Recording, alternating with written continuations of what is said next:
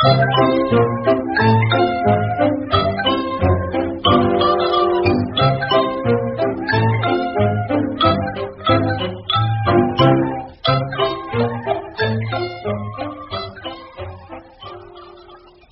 go on, Dickie. What's your proposition? Well, Alfie, this is what it amounts to. We've had a fair time in this carrying business now, ain't we? We've had a long time, if that's what you mean. I wouldn't say we've had a fair time, son. If you ask me, we've had a... Yeah, well, I mean a long time, Alfie. I suppose I could say it ain't come up to expectations now, has it? Wow. No, we've been getting a bit, but there ain't been what we'd call a good living or two for two out of it. That's what I'd have been saying. We'd have to get in the dealing game. We've got the truck. All we want is the bank to start. Yeah, well, what's this proposition you had? I said what I wanted was dough and plenty of it, and that brought you to what you had to say, and you had a proposition. Well, I have, Alfie. Once we get in the dealing, we'll be in the big money, but we can't get in the dealing until we get the bank to start. How many times have I said that? You've said that, son, till I'm sick of hearing. Oh, well, this proposition of mine is how we can get the bank. Yeah? As I said, Alfie, this carrying business ain't big enough for the two of us. So I'll put it blunt. Say one of us carries on with the truck and the other one takes his job. Huh?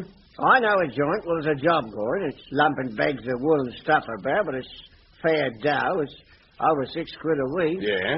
Well, one of us took it, you see, and the other carried on with the truck, doing the carrying jobs on his own. We could pool what we got between us and build up a bank, see? Yeah. Well, do you think it's a good idea? Well, I don't see nothing wrong with it. An extra £6 a week between us, and we could build up a bank in no time. That's okay, Alfie. I'm glad you look at it that way. Yeah, we got to do something. I tell you one thing, now. What's that, Alfie? I ain't going to take on no heavy work when I'm running the truck on my own. They can take that somewhere else. I don't mind the light stuff on my own, but nuts to the heavy But stuff. listen, Alfie. No buts at all about it, son. My health and my strength is worth more to me than a few extra lousy bob. Light work only once I'm on my own. I'll put that on the side. But you don't seem to understand, Alfie. I understand that much, son. I've had a crook back for 20 years now. Got by working too hard in the first place, I suppose. That's always been my trouble, of course. Never knew when to stop, not when it comes to work. I've been too honest, too eager to earn me dough. Wait on, Alfie. No, I won't wait on. I don't mind running the truck on my own while you go to work. It helps build up a bank, but I am going to bar the heavy stuff. But I was thinking, Alfie, I'd stop on the truck and do all the carrying stuff on my own. Yes, well, Yeah. What?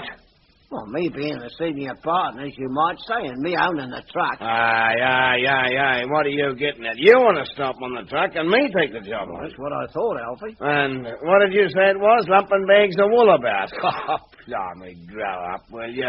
Try a bit of intelligence. Blimey, me lumping bags of wool about? It's only for a while, Alfie. Go and get your red. What's wrong with you? You're a strong, able-bodied bloke, ain't you? Well, I was the one that started the carrying business, Alfie. It's me that got all the contacts. I'll tell you what else I got. I'll tell you what you've got. You got another think coming if you think I'm going to go and ruin my health lumping bags of wool about. Well, then you mean to say you knocked my proposition back? I'll knock any proposition back if there's any strings on it and bags of wool on the ends of the strings. Oh, well, that's the end of it, Alfie. You won't say no more about it. Blimey, ridiculous. Me, bags of wool. Blimey, Teddy.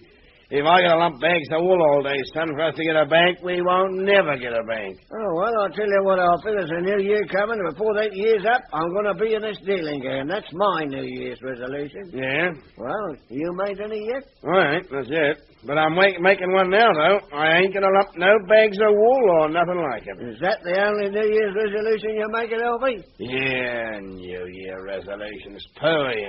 Son, I'll leave that sort of thing to people like Liz, for instance. That's the sort of thing she does every year. I wouldn't be surprised if she's doing it now. The same old Liz. Silly as ever. Now, what may I say? It ain't no good putting down for him to give up smoking altogether. He won't do that. I might be able to get him to make a restitution to smoke a pipe.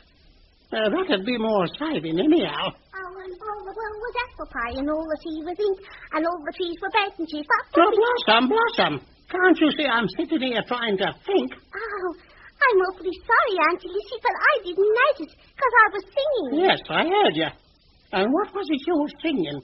Something about the land being apple pie. That's it. If all the land was apple pie and all the sea was ink, and all the trees were bread and cheese, that was the one, Auntie Lucy. Yes, if all the land was apple pie and all the sea was ink. That's right. And all the trees was bread and cheese, what what's the rest?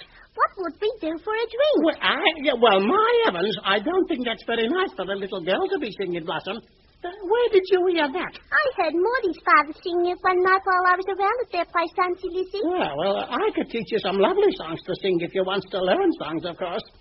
Well, anyhow, I better get back to this. What are you doing, Auntie Lizzie?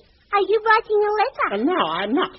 I was just putting down a list of New Year restitutions, my pet. What's that, Auntie Lizzie? Well, it's what you always does at the beginning of the New Year.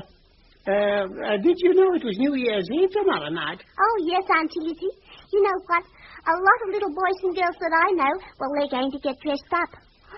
Gosh, I wish I could get dressed up, too. I don't know as how I likes the idea of you getting dressed up and parading the streets. Oh, why, Auntie Lizzie? Because I just don't like the idea. Yes, but why don't you? Because I don't. Yes, but why? Because oh dear, Blossom, I thought I'd cured you of that. Cured me of what, Auntie Lizzie? Saying why? Should I be cured of that? Certainly you should. Why? Because, good gracious me, there you goes again.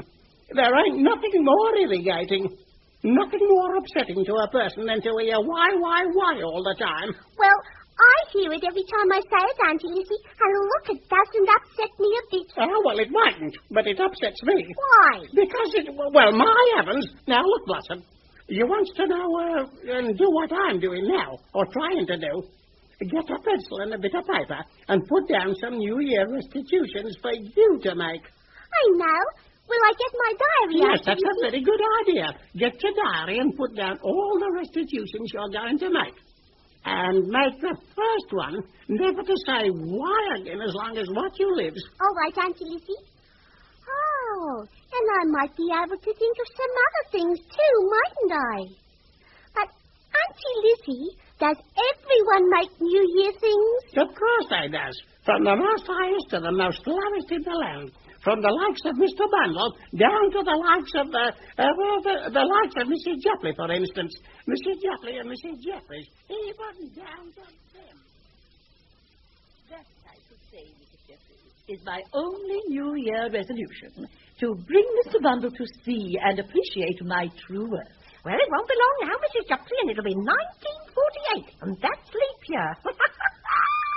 That'll be your chance. He can't say no to you if you ask him nice to marry you. It was my idea, you know. What was your idea, may I ask, Mrs Jeffries? This leap year business. Oh, I was under the impression, Mrs Jeffries, that leap year existed long before you were ever thought of. Oh, yes, I suppose it did, too. But it was me that reminded you of it, and how you was within your rights to ask Mr. Bundle to marry you instead of waiting for him to ask you. Well, I had not given the matter any thought, that's all. Now, to get back to what we were talking about, I think I shall give a small party New Year's night. That is, of course, if Mr. Bundle is free. It wouldn't be no good without him.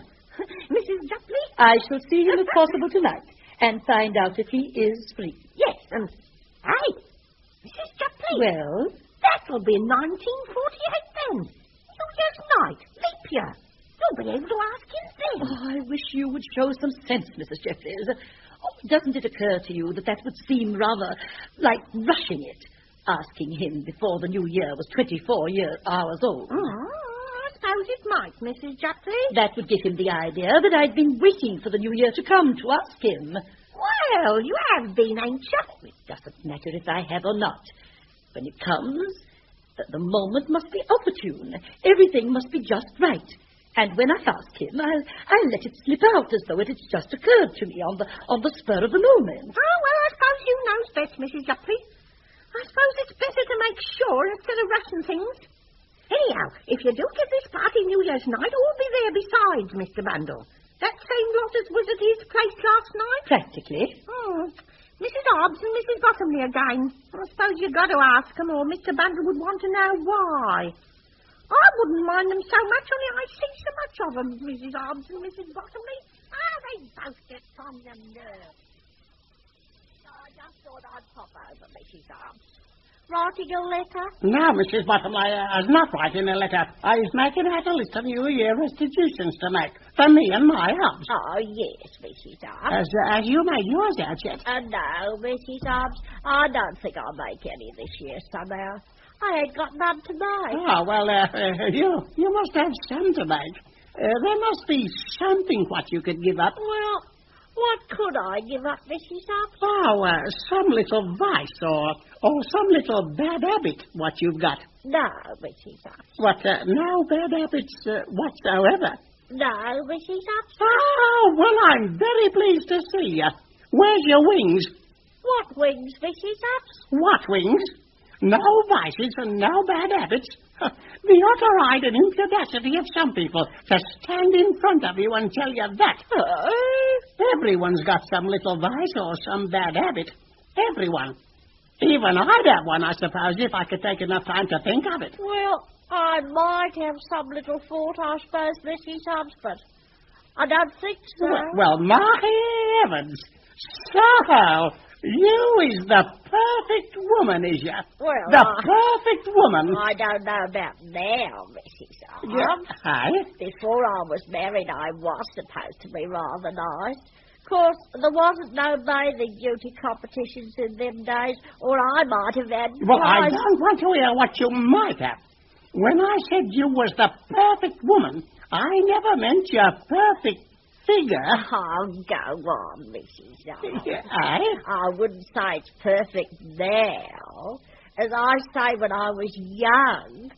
Oh, Mrs Obbs. What's the matter? You've gone as white as a ghost. I know I have, Mrs Obbs, and no wonder. Listen.